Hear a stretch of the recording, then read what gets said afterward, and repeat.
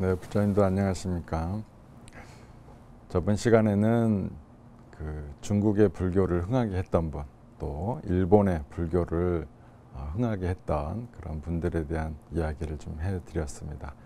오늘은 신라의 불교가 공인받고 또 불교가 이제 그 나라의 통치 이념으로 자리 잡는데 큰 역할을 하신 분들에 대한 소개를 해드리도록 하겠습니다. 신라시대 여러 왕들이 많잖아요. 법흥왕이라고 들어보셨어요? 네. 법흥왕. 그 법이 어떤 걸 의미할까요? 불법. 불법, 그렇죠. 역시 불자시라 잘하시네요. 불교를 흥하게 했다 해서 법흥왕입니다. 법흥왕. 그래서 이름만 보더라도 벌써 불교에 대해서 얼마나 많은 노력을 했는가라는 걸 알 수 있고요. 이제 이분은 지증왕과 연제 부인의 아들로 태어났습니다. 지증왕 들어보셨죠? 지증왕. 지증왕은 이제 제일 유명한 게 독도는 우리 땅의 그 가사에도 나오죠. 이제 지증왕이 그 신라를 이렇게 강성하게 하는데 굉장히 중요한 역할을 했었고, 그 지증왕의 장수가 있었는데 누구냐면 이사부. 들어보셨죠? 신라 장군 이사부. 거기도 노래 가사에 나왔잖아. 참 노래가 좋은 것 같아요. 그런 거 보면. 그 이사부가 가야도 병합을 합니다. 그리고 이사부 장군이 고구려와도 싸우고 백제하고도 싸우고 뒤에 우상국도 또 정벌을 합니다. 우상국은 이제 울릉도를 말하거든요. 울릉도 독도까지. 근데 이제 그 당시 신라 기록에 의하면 형세를 믿고 신라의 지시를 따르지 않았다라고 나와요. 그러니까 섬인데다가 아주 거기가 경사도 좀 가파르고 그렇잖아요. 진입하기가 쉽지가 않잖아요. 배를 대기가. 그래서 신라 말을 안 듣고 있으니까 당시에 그 하슬라, 강릉 지방을 이제 하슬라라고 하는데, 하슬라 지역에 이제 그 대표로 이사부 장군이 가게 되는 거예요. 그래서 우상국을 이제 병합시키려고 출정을 합니다. 근데 싸워서는 별 소득이 없어요. 왜냐하면 그 피를 많이 흘려서 우상국 그 뭐 울릉도 독도 얻어서 뭘 그렇게 잘 먹고 잘 살겠어요. 그죠? 뺏을 것도 별로 없잖아요. 섬 사람들이 뭐가 가진 게 있겠어. 그래서 이사부 장군이 피를 좀 안 흘려야 되겠다 싶어가지고 사자상을 많이 만듭니다. 배에다가. 그래가지고 그 항구 앞에서 농성을 하는 거예요. 너희들이 우리한테 항복하지 않으면 여기 사자를 갖고 왔는데 이 사자를 다 여기다 풀어갖고 너희들 다 잡아먹도록 하겠다. 이러니까 또 큰일 나잖아. 또 그렇게 되면. 그래서 그 말을 속아가지고 항복을 하게 됩니다. 그래서 평화롭게 항복을 했어요. 그러니까 좀 이사부 장군도 굉장히 지모가, 지략이 뛰어났던 분이죠. 그리고 또 당시 지증왕 때 보면 그 만파식적이란 피리 이야기 들어봤죠? 네. 그 피리 이야기가 나오는 주인공도 역시 지증왕입니다. 그래서 역사 속에 꽤 유명하신 분이고, 그 다음에 이 법흥왕이 이제 왕위를 계승하게 되는데, 법흥왕은 벌써 이름에도 법흥이 나오잖아요. 근데 이게 불법도 얘기하지만 이분은 실제로 율령이라는 걸 반포를 해요. 당시 신라는 부족 사회에 좀 비슷했어요. 그 여러 부족들이 집단 지도 체제랄까? 그래서 그 중에 한 명이 왕이 되는 거예요. 귀족 중에 한 명이 왕이 되고, 그 귀족들은 굉장히 권위가 셌어요. 왜냐하면 종교의 제사장 역할도 했었기 때문에. 그래서 이 나라에 좀 기강이 서고 뭔가 다음 단계로 올라서려면 왕권이 좀 강화돼야 되거든요. 그런데 이 법흥왕 같은 경우는 왕자 시절부터 아버지를 따라서 여러 이제 행정에 그 개입을 했었기 때문에 이미 왕이 되기 전에 이 나라를 어떻게 이끌어갈 것인가에 대한 계획이 다 서 있었어요. 그래서 그러려면 왕권을 강화해야 되겠다. 에 대한 신념을 분명히 갖고 있었는데, 이리 보니까 이 귀족들이 너무 강하단 말이에요. 근데 귀족이 왜 강하냐면 땅도 갖고 있었는데다가 제사장의 역할까지 갖고 있는. 그러니까 이게 종교 제사장이니까 쉽지가 않은 거죠. 이 사람들을 누르기가. 그래서 당시에 이미 불교가 들어와 있었어요. 그래서 이제 뭐 평민들은 많이 불교를 믿고 그랬었죠. 예전에 제가 아도아상에 대한 이야기도 했었잖아요. 그러니까 아도아상의 전법부터 시작을 해서 여러분의 스님들이 다녀가십니다. 그래서 불교는 이제 전법이 어느 정도 이루어져 있었는데 이 법흥왕이 보니까 왕실의 위엄을 보이려면 불교가 나라의 종교로 바뀌어야 되겠다. 그래서 율령도 반포를 하고 나서 이 불교가 이제 그 다음번에 공인을 해야 되겠는데 저항이 너무 센 거예요. 신라가 사실 지금도 경상도가 조금 보수적이잖아요. 예전에도 똑같았어요. 예전부터 신라 때부터 보수적이었습니다. 그래서 중앙 집권적인 사회로 잘 안 되는 거예요. 그 귀족들이 그러니까 불교도 다른 나라보다 늦어 조금. 백제, 고구려보다 그냥 지하에서는 이제 어둠에서는 열심히 믿고 있었는데 표면적으로는 다 믿기가 어려운 거죠. 왜냐하면 주요한 귀족 가문들이 전부 다 뭐 제사 지내고 이런 데 집중하고 있으니까. 그래서 이제 종교의 권위를 뺏어야 되겠다라는 생각을 합니다. 그래서 주요한 곳에 절을 짓기를 이제 생각하는 거예요. 그러니까 일종의 그 제사를 지내던 그런 주요한 땅들 그 터가 있잖아요. 제사 지낸 터마다 절을 이제 짓기를 시작을 합니다. 절을 지려고 하는데 그러면 그거를 반대하겠어요? 찬성하겠어요? 반대하지. 굉장히 많이 반대합니다. 그리고 근데 사실 그때 당시도 이미 절을 몇 군데 지은 적이 있어요. 근데 약간 뭐라고 해야 되나? 종교가 공인받지는 못했지만 개인적으로 믿음으로서 한 것까지는 허용을 한 거거든요. 그러니까 그 앞때 지증왕 때부터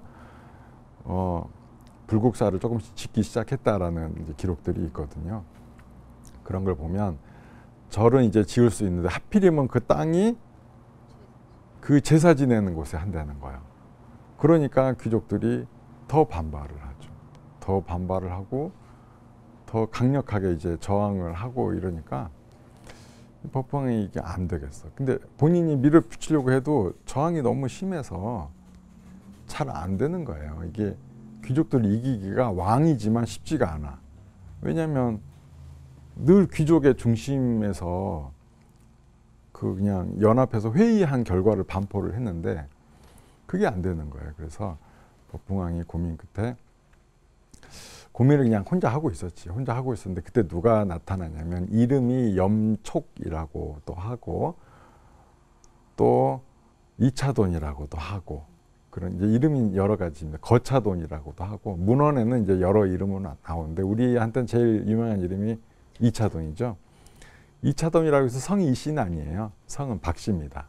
이름이 이차돈이요. 그래서 우리 박이차돈이 사인이라고 이제 그 직책이 나옵니다. 사인이 뭐냐면 왕의 비서실, 지금으로 치면 왕의 이제 비서 중에 굉장히 높은 지위에 있던 사람이라고 볼 수 있을 것 같아요.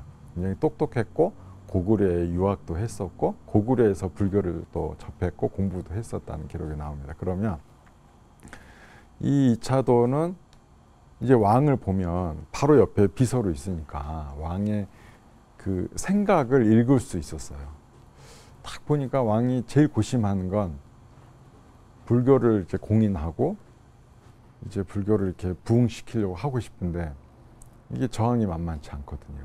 그래서 자기가 열심히 고민을 합니다. 어떻게 하면 우리 왕을 도와서 불교를 이 땅에 뿌리내릴 수 있게 할 수 있겠는가 이런 것들 이제 고민을 깊이 합니다. 고민 끝에 내린 결론이 뭐냐면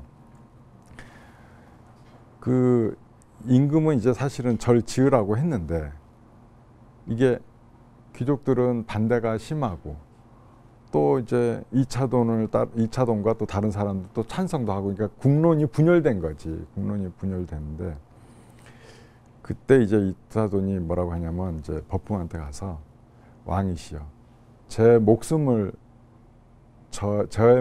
가져가시고 왕의 위엄을 보이소서 이래요.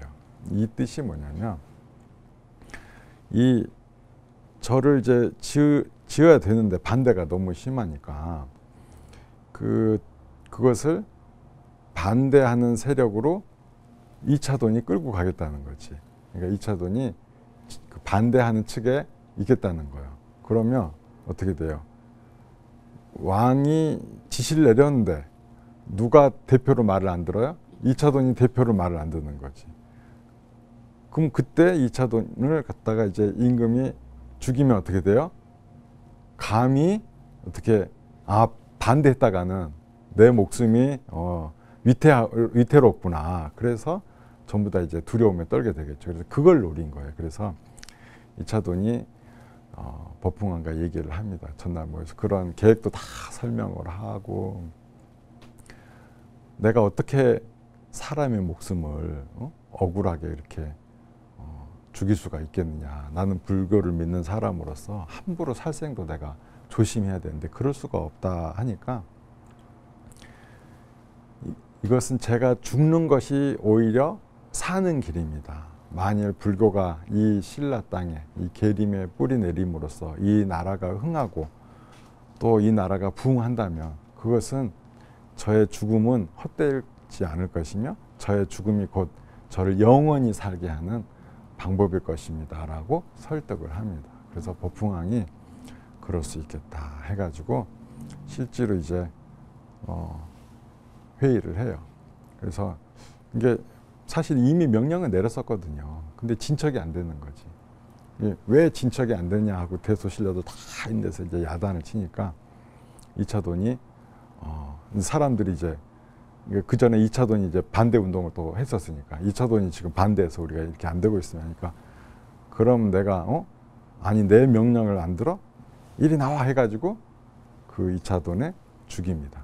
딱 죽이는데 목을 쳐요. 근데 목을 딱 치는 순간 머리가 저 멀리 날아가서 어디 저 멀리 가서 떨어지고 목에서는 흰 피가 한 장이나 솟아올랐다 그래요. 근데 이 기록은 삼국유사에도 나오고 삼국사기에도 나오고 회동고승전에도 나오고 다양한 곳에 이 기록이 똑같이 나옵니다. 그래서 그리고 하늘에서는 막 이렇게 어두워지고 막 비가 내리고 너무나 두려운 일이 벌어지니까 사람들이 너무 무서워하는 거죠. 감히 그 다음부터는 불교를 반대하는 말을 할 수가 없었다 그래요.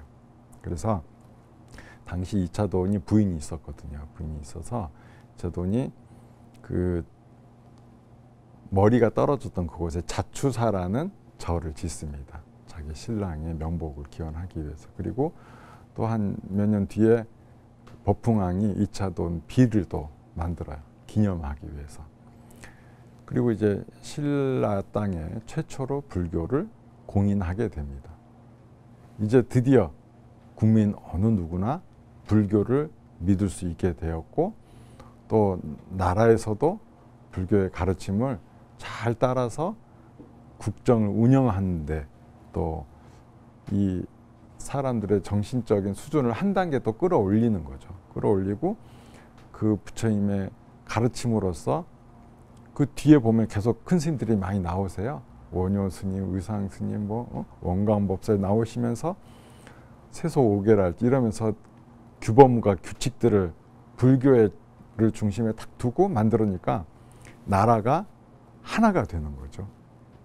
그래서 오히려 불교 덕분에 신라는 나중에 그 삼국을 통일할 수 있는 힘을 갖게 됩니다. 그것은 법을 흥하게 한 부처님의 가르침을 널리 전하게 한 법흥왕이고요.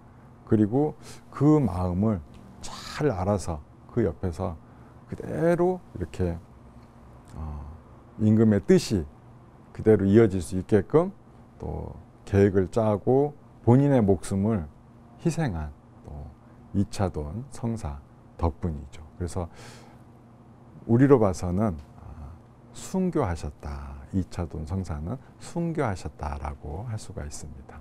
그러면 스님 그 이차돈 성사 이전에 또 다른 순교자가 있었나요? 네네, 또 있었죠.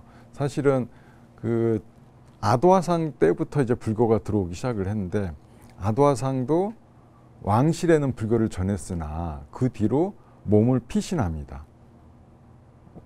그래서 도리사를 짓게 되거든요. 왜 피신하냐면 가만히 있으면 이제 죽임을 당할 거기 때문에. 그래서 아도화상은 몸을 피신해서 이제 다행히 도리사의 절을 짓고, 그리고 그 뒤에 금수구란 곳에서 열반에 드시거든요. 근데 그 다른 분들 말고 또 이제 멸구자 스님도 계시고요, 정방 스님도 계세요. 근데 요 두 분 다 돌아가십니다.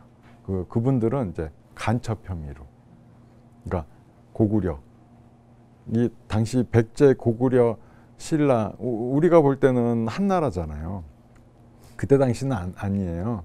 서로를 오랑캐라고 부르고 서로 그냥 뺏기고 땅을 뺏기고 죽이고 살리는 그런 이제 일종의 간첩 같은 이거 오래 가요. 나중에 의상 스님과 원효 스님도 고구려를 통해서 중국으로 가려고 했다가 간첩 혐의로 고구려한테 붙들리거든요.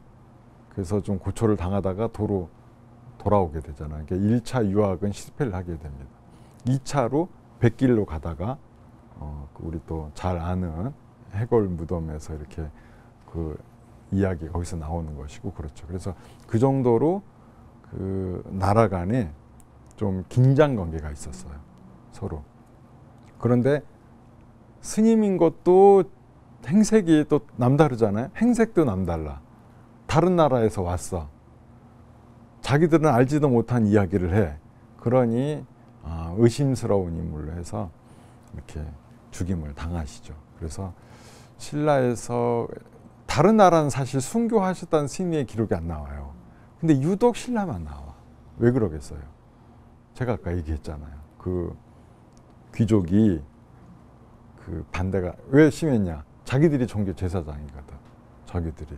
그러니까 자기네 권위를 불교가 이제 뺏으려고 한다 생각이 돼가지고 그 탄압을 하게 된 거죠. 그래서 신라 최초의 순교자는 아니지만 앞서 하신 분들은 이제 불교를 전하는데 큰 뜻을 이제 두었다면, 이 이차돈 성사 같은 경우는 자신의 목숨을 희생해서 불교가 공인받게 했다는, 아주 우리로 봐서는 너무나 큰 공헌을 했고, 그리고 또 신라가 이 삼국 통일을 하는데 가장 큰 밑바탕이 되었다라는 것을 우리가 알 수가 있죠. 그래서 그리고 이제 가끔씩 보면은 그 목에서 흰 젖이 나왔다 이렇게 표현이 되니까 사람들이 에이 뭐 되지도 않은 소리야 뭐 이렇게 하면서 좀 이렇게 그 이야기에 집중을 못하는 경우가 있어요. 그런데 어느 기록에도 똑같이 나오거든요. 그래서 사실 부처님의 가피와 신비한 이력은 이 우리네 보통 사람들이 헤아리기가 어렵습니다. 그래서 그 모습을 지금 당장 볼 때 지금 겪어보지 못했다고 막 아니라고 한다는 것은 어리석은 일이고, 제가 볼 때는 그런 일이 충분히 있을 수도 있다 생각을 합니다. 그리고 신비한 이적을 보여줬기 때문에 그 기세등등한 귀족들이 고개를 숙였지, 아무 일도 없었는데 과연 그 살기 등등한 귀족들이 왕한테 고개를 숙였겠느냐. 그럴 수가 없었다. 그 시대가 그런 시대가 아니에요. 우리 역사적으로 보더라도 서로 죽고 죽이는 일이 비일비재하잖아요. 왕과 자식이 아버지를 죽이고 아버지가 자식을, 이 권력의 세계는 냉혹하거든요. 그때도 마찬가지인 거예요. 서로 죽일 수도 있는 그런 위험한 상황들 속에서 이차돈 성사가 그런 부처님에 대한 간절한 마음, 그 깊은 신심으로 인해서 그런 특별한 이적을 보였다라는 것을 알 수가 있습니다. 그래서 어떤 부처님의 가피는 우리가 헤아리기 어렵기 때문에 언제나 수행 정진하고 이런 것을 잊지 말고 열심히 하다 보면 우리도 부처님의 가피를 잘 받을 수 있는 그런 인연이 옵니다. 열심히 정진하시기를 바라겠습니다. 그리고 불교 TV는 ARS를 통해서 또 후원도 받고 있습니다. 여러분의 후원은 부처님의 가르침을 전하는 데 큰 도움이 됩니다. 많은 후원 바라겠습니다.